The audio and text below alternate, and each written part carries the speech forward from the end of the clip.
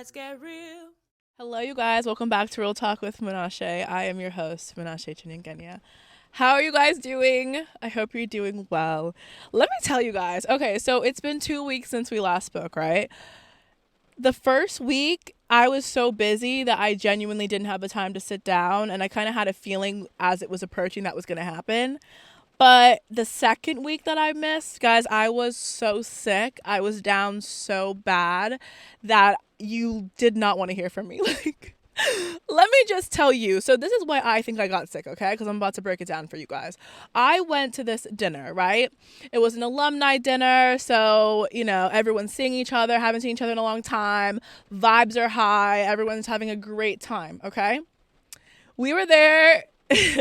We had to have been there for a good 2 hours, okay? And I knew some people at my table. I didn't know everybody, but my table was really fun and I was getting to know everyone, right?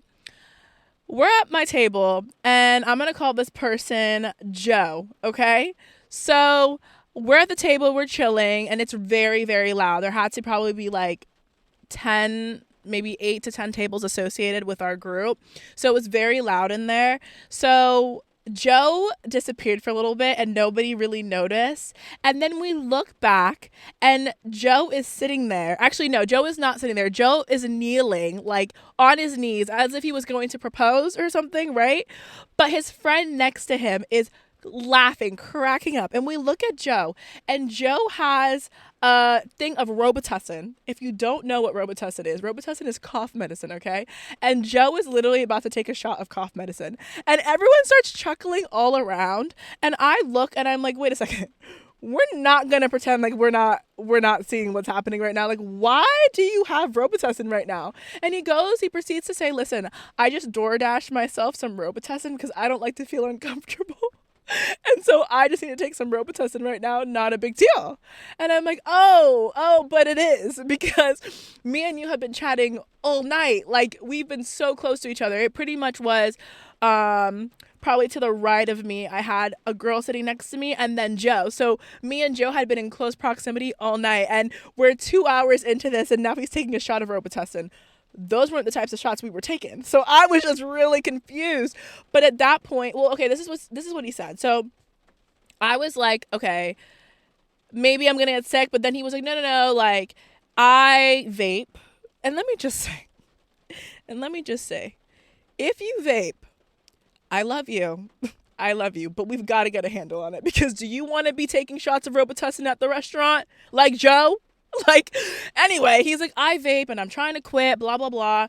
But because, I guess one of the symptoms, I don't know. I don't really know even what he was saying. It was so loud in there. But essentially he was saying he doesn't like to feel uncomfortable. And because he's maybe been sick before, in the past or something, and he vapes, his throat gets uncomfortable. So apparently cough medicine helps with that. Let me tell you something. I wasn't really harping on this for too long, okay? We're already 2 hours into this dinner, and the night was very much still young, and it proceeded for so much longer that I was like, okay, it is what it is at this point, okay? And the next day I woke up and I didn't feel sick at all, so wasn't necessarily even thinking about it until a couple days later, maybe a day, 2 days later, I started to feel my throat get sore, and I was like, oh, this was Joe's doing, okay? So I'm blaming Joe. I'm blaming Joe. It's fine. I'm happy to say that if I had to get sick, I got sick at the best possible time, because everything was coming to a close and then I got sick. But then when I got sick, and it was just a viral thing, and I'm good now except a lingering cough and stuff. But when I got sick, it was even there was layers to it as well, because that bacteria got into my eyes. So now I'm sick and I have pink eye. So y'all, listen, I just needed a minute, but I'm back. I'm good. Everyone's good. And I hope you're doing well too. Also, I forgot to say, if you haven't noticed, I'm in my car if you're watching me, and it's raining outside. So if you hear a little pitter patter, it's the rain. But I figured I'll do it in my car today. Why not? This is where I did my first episode, and I believe this is episode 20, which is so crazy and exciting. So I was like, I'm going to bring it to my car and we're just going to chill and, have a comfy, cozy vibe. So here we are. So since we last spoke, okay, I have seen some things that have gone on, all right, and I just want to touch on a couple topics, okay? Starting off with, how on earth did Donald Trump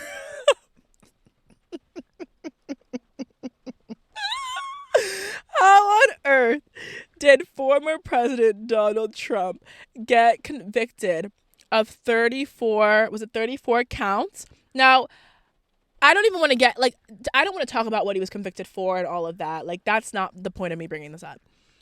But how do you get convicted for all of that and it still does not keep you from running for president again?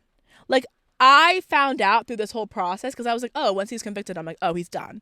No, he's not done. Matter of fact, he may have just begun because apparently he can still run. Apparently guys, I was like flabbergasted. I was floored. I started laughing. I'm like, these other countries have to be laughing at us. Like, they have to be. I'm laughing and I'm right here. Like, it's so funny. I was just like, this is such like a fever dream. Like, this doesn't feel real. But like, apparently he can still run for president. And that just like blows my mind. Such a crazy fall from grace. Like, I don't know how you go from president of the United States to like convicted felon, but here we are. Here we are, guys. Here we are. Like, that was so funny to me. Not him, like, if he wins, guys, oh my gosh, imagine if he wins. Not him, like, being president from the Clink. From the Clink. Like, I can't. Oh my gosh, that's so funny to me. Guys, America is so unwell. Like, oh my gosh, bro. Speaking of presidents, let's talk about our current president right now, Joe Biden.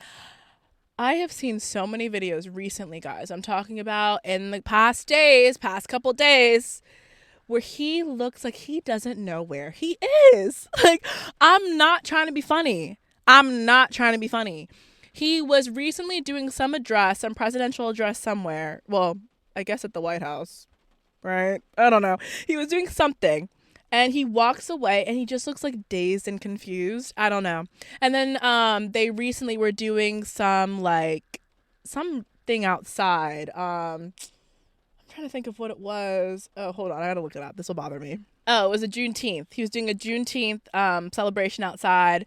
Vice President Kamala Harris was there. All of that. They're all clapping or whatever. And you just see him freeze up. Like, he's got a smile on his face, but he's looking around. And he just looks lost. Like, even the guy next to him is just like kind of patting him and he's kind of nodding his head. And it's just he doesn't look all the way there. Okay, I am not coming for this man. I'm just saying that the more videos I see, the more concern I have.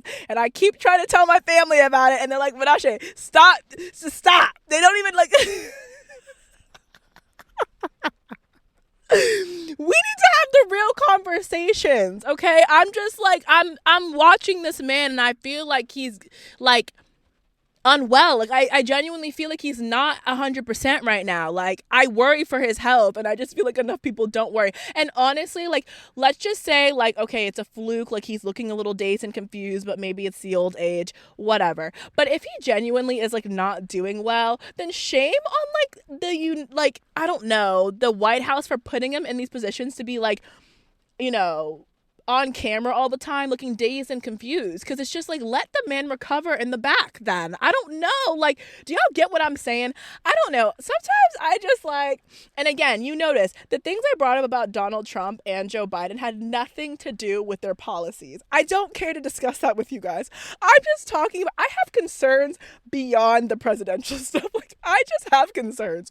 One is like a convicted felon. The other one also looks like he's like, I don't know, y'all. I don't know. I'm just saying that the other countries are laughing at us. That's all. I also just saw that the USA won the Cricket World Cup. First of all, I didn't even know that we had cricket. Okay, I didn't know that the USA like was a part of cricket.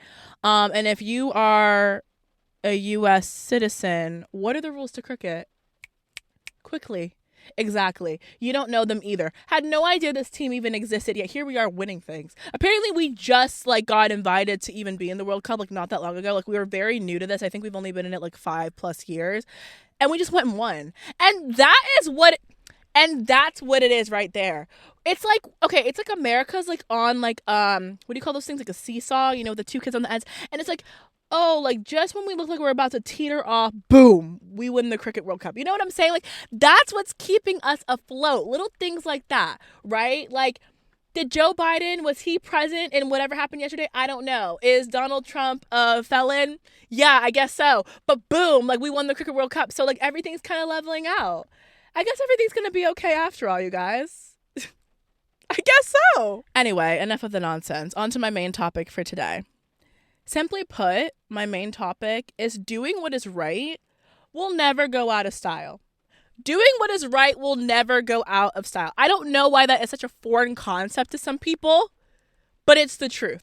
There are some factors in this life that we, it was random, right? Like we had nothing to do with it. Like, whether we were born into a wealthy family or, whether, you got the best education in the world or you didn't or like whatever. There's just different factors at play that really didn't have much to do with you. But something that you can do, whether you're a millionaire or you have $1 to your name, is doing what's right. And doing what's right will never run out of style. And it's something that we all should be doing all the time. And I just don't understand why people struggle with it so much, because this world is already like crooked enough without you doing what's wrong.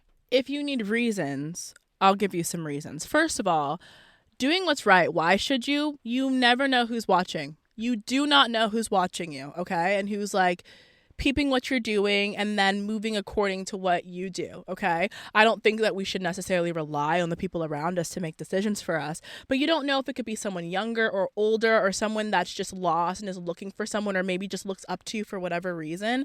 That's a great reason why you should be doing what's right, okay? Second of all, you don't know the blessing you are to other people when you do what's right. Okay, the blessing you are to other people by just simply doing what's right, despite what everyone else is doing around you.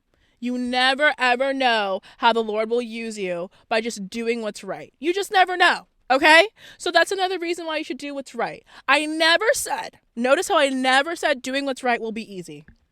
In a world where everyone is doing whatever they feel like depending on the weather, I never said it will be easy. But it's something you should do regardless, okay? It's something that you should do regardless. Sometimes doing what's right can be really annoying, specifically when you're around a whole bunch of people that's doing what's wrong, okay? Because in that instance, it's easier to just do what's wrong because everyone else is doing it, which is why I would implore you to do what's right. Okay. And I would say, like, there's some people like me, like, so say I did something that just was completely wrong and I knew I should have done better, I shouldn't have done it, whatever.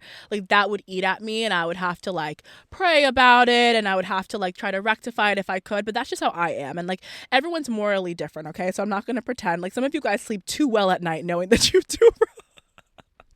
Some of y'all be snoring at night, okay? I don't even know how you snore. You did everything wrong, yet here you are snoring, having the sleep of your lives. But my point is, forget about the moral compass and standard because that just fluctuates with everyone. Doing what's right is something that should just be universal, okay? Like, stand up for something. Like, stand up for something, okay? I understand that it's easier to just do what everyone else is doing, but, like, oh my gosh, stand for something, fall for anything. Like, please. Oh my gosh. And also, when you do what's right, you make sure you put everybody on notice, like even unintentionally, okay? So let me think of like a trivial little situation. They want to steal from the store, okay? Someone wants to steal candy from the store. All your friends want to do it. And you're like, no, I'm not doing that. I'm not stealing from the store. Okay, first of all, you just made everybody around look real stupid because we're like, yeah, what are we doing stealing from the store? And whether they choose to steal from the store or not is not on you, but you chose what to do was right. That was my point in being like the example that you set. Maybe someone else around was kind of on the edge and they didn't have the backbone to say what was right, so they were going to steal from the store. But now they're like, oh no, look, Susie over here isn't stealing from the store. Yeah, no, I'm not stealing from the store either, okay? That's an example of other people watching you and you being a good example, okay? But on top of that, when you stand up for what's right and you go, yeah, I'm not stealing from the store, it makes everyone else look really dumb. And then also they know next time, maybe we don't try to steal from the store when Susie is around. Why? Because Susie doesn't stand for that, okay? That's the type of time I need everybody to be on, okay? Doing what's right. That's a real trivial example because if you're stealing from the store, honey, what are you doing? But apply that to whatever you do in life, okay? Apply that to how you treat people. Apply that to just how you move about, okay? Just do what's right. Doing what's right, Again, it does not matter your status in life, okay? Anybody at any point in their life can do what's right. And if you chose to do what was wrong the day before, apologize and get it right and do right the next day. But this whole just doing whatever you feel like and just living to the beat of your own drum, honey, your beat is off. Your beat is off. And we just need to just kind of have a moment of reflection. That's all. That's all. That's all. Because sometimes I'm looking around and I'm just like, oh, like everyone's just kind of doing whatever. Do better. All of us, collectively, let's just choose to do better. Why? Because it's not that hard.